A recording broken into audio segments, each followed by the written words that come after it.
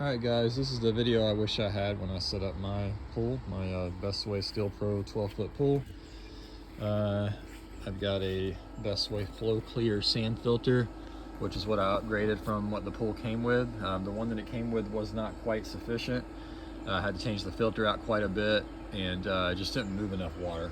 So I got this one, which is really not a whole lot stronger than the little pump it comes with, but it's a pump and filter and everything all in one, and it's actually a sand filter.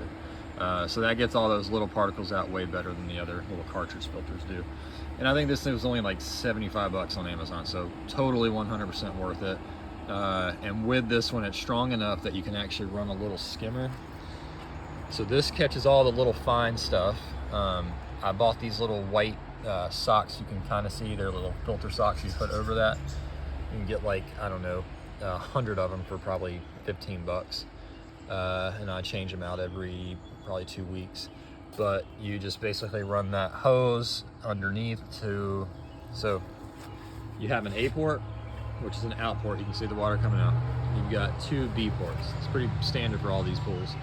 So that's where the water comes in, goes through this filter, and then comes back out to that A pump. So these 2 B pumps will suck the water out. However, a pump like this is not quite strong enough unless you plug that one hole, and you should have a plug with your pool to make this pump stronger. And this skimmer actually does really good. It'll catch leaves and stuff. As you can see, we've got quite a bit of trees over here, woods. The water, it's semi-clean. We did just have a storm, so there's a lot of debris and stuff on the bottom. But oh, also this right here, you can take a hose, basically like this, a sump pump hose, and just cut it to length, and you can vacuum all that stuff up down there on the floor. And then I've got my little skimmer, hand skimmer as well. So as far as chemicals go, when you first open your pool, well, let me show you this. You can see I've got several blocks and reinforcement going on back here. And that's because when I was setting this up, they said that you basically could do most of it with dirt and then fill in all the rest of the gaps with sand. Well, I did that because this was a really low side.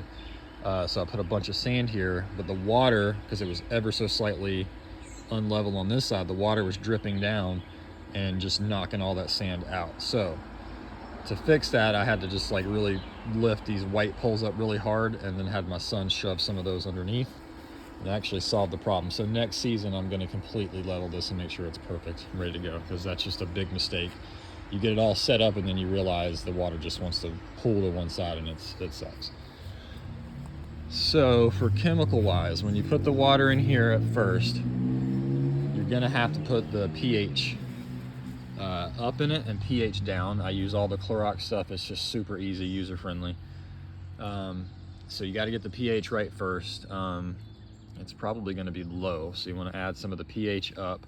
Once you get the pH to where it needs to be, I don't feel like I have to really add much. It stays pretty steady. And the way that I check it, I have strips, but I feel like strips are not very reliable, because I'll do a chlorine strip that'll show pretty high, or just normal levels on chlorine, and then I'll do it with this and it'll show hardly none. So I just don't really trust the strips. I do use them kind of in between, but I rely mostly on this thing here. You can get this kit for 15 bucks, Home Depot. Very easy. You just fill this with water to the line. You put 5 drops on this chlorine side with that yellow one, and 5 drops with this red one on this red side for the pH, and it'll give you a reading. It's pretty self-explanatory. Once you get the alkalinity right, or the pH right, you also have to check the total alkalinity, which that one's pretty easy too. It's just a little bit more involved, but not much.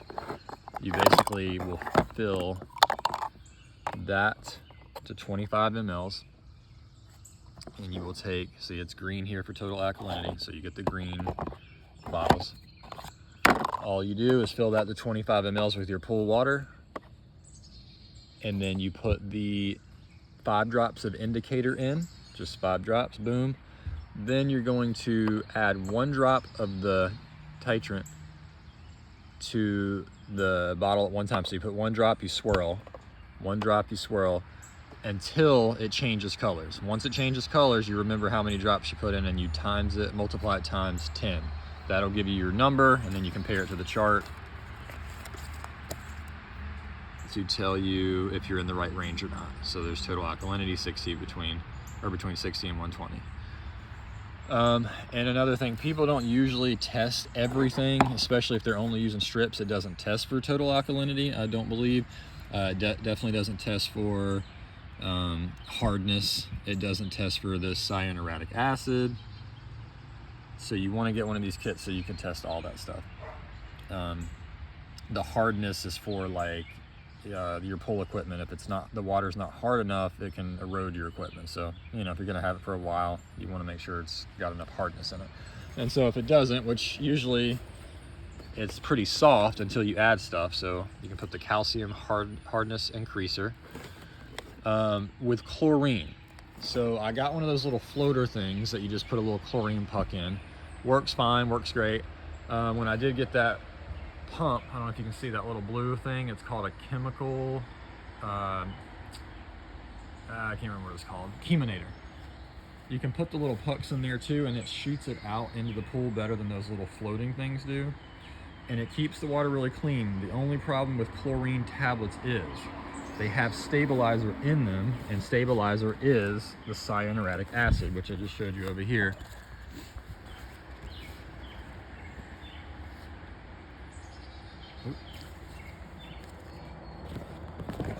So you won't have any cyanuric acid in your pool until you put chlorine tablets in it.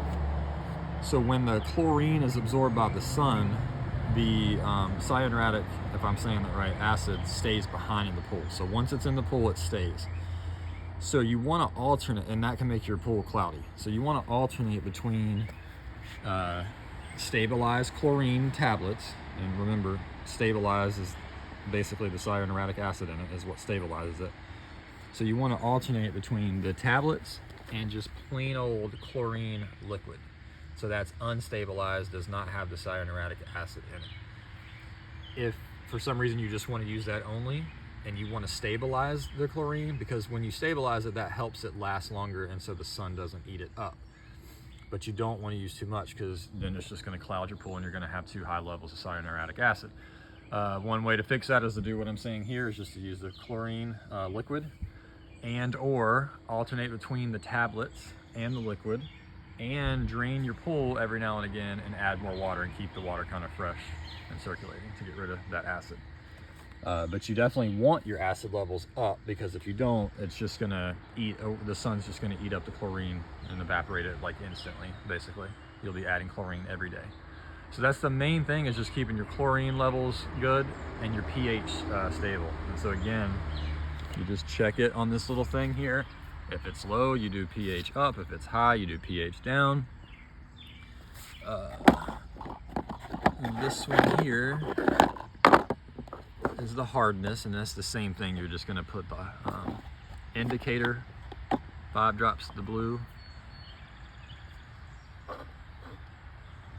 5 drops of the blue, and then 1 drop of the titrant in there, and then multiply it by 10. That'll tell you your number. You compare it to the chart, and that's your cyanuric acid one. This one's kind of weird. I can quickly go over how to do that. You basically want to fill that to, I'll skip that one. You can look it up.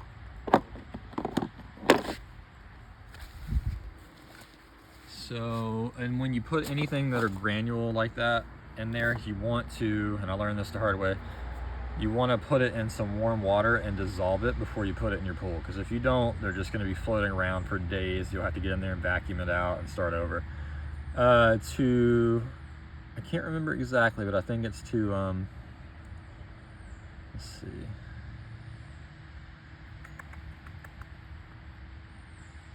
Trying to remember why I used that. I only had to use it in the very beginning. I know it's for the pH, but I'm trying to think if it was to raise or lower. That's a base, so I'm thinking to raise. You have to look that up, but it can come in handy. to raise those levels. I think that was for the total alkalinity.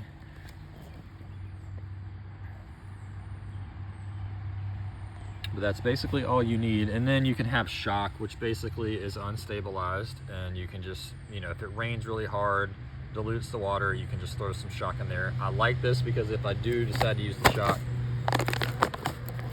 it just raises the chlorine levels really quickly. But usually when you use shock, you're not able to swim for like, you know, 12 to 24 hours. But this says right there you can jump in within 15 minutes. Always just check your levels before you get in. You don't want them super high because it can make your kids, you know, skin itch and whatnot. I think that is about it. Just make sure your pool is very level before you get going. Put some blocks down if you can.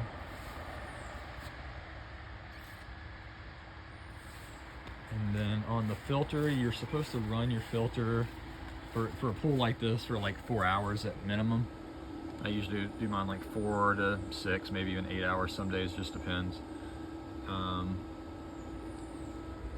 basically just make sure you run water through this before you ever turn it on. Just open up these ports and the water will run through. And you will put it on this play button. I got this for 75 bucks if I didn't say that already, on Amazon. That's the play button, so that's gonna just circulate and filter. This one is just a rinse. This is just a circulate if you just want to circulate the water or chemicals that you put in without filtering. You use the rinse after you do the backwash. So this is the backwash. You're supposed to do that every like week or so to clean out the filter. You do the backwash until your water is clean, but I feel like mine's never really dirty, but I still do it every couple of weeks. Basically, you want to turn it off before you switch to any different mode. So turn it off. Either go counterclockwise every time you do it or clockwise. Always go counterclockwise. Doesn't really matter. They just say you can break the spring in there if you keep going back and forth. So turn it off, and to backwash, I'll run it over here. You open this little port, water flies out until it's clean. It takes about 3 minutes. Close it back up. Or actually, you can go straight to rinse. So they want you to backwash for 3 minutes and then rinse for 3 minutes. Then you're done with that. You pop the cap back on. You can put it back on play, which is the filter. The filter balls should not have to be changed, but every, I think, 2 years. And you can do sand, but if you don't know what you're doing, you can send sand into the pool, and that's what I was afraid of. So I just went straight to the filter balls, and I think that they say they're better anyway. And if you do want a stronger pump than this, they'll have one that comes separate. This is all self-contained. You can get one of those little, it'll be a pump right beside the sand filter. But this is an all-in-one, very handy. I like to just kind of cover everything just in case, you know, rain tries to get in there for shock reasons. It just freaks me out. And so I try to cover up all those and shield it from the rain. That's it.